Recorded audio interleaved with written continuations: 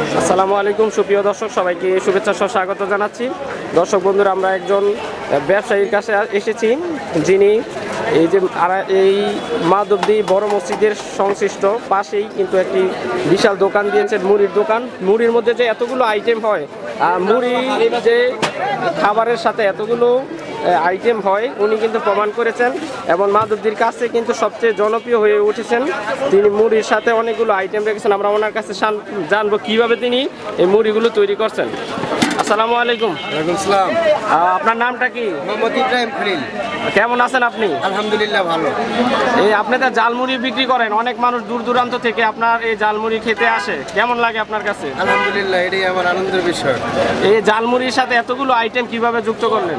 এটা আমি আগের থেকে আমার পরিকল্পনা ছিল যে আমি ভিন্ন রকম কিছু করবেন না? জি, আরো কিছু উন্নত মানের, আরো ঈদের পরে আরো 5টা আচার আনবো এবং খুব ভালো উন্নত মানের। এখন বর্তমানে জালমুড়ির সাথে সাথে কি কি আপনি অ্যাড করছেন একটু আমাদেরকে বলেন, এদিকে যদি আসেন। এটার নাম কি? এটা হলো চিকেন, রুট চিকেন, মানে দেশি মুরগিটা। দেশি মুরগি? হ্যাঁ জি, রুট চিকেন দেশি মুরগিটা। আর এটা হলো কোয়েল পাখি। কোয়েল পাখি, এটা কি জালমুড়ির সাথে অ্যাড করেন? জালমুড়ির সাথে দিই। আর এটা হলো মুরগির কলিজা বোনা। মুরগির কলিজা বোনা জালমুড়ির সাথে? হ্যাঁ, জালমুড়ির সাথে সবকিছু দেশি না? বোনাটা জি, এটাও দেশি।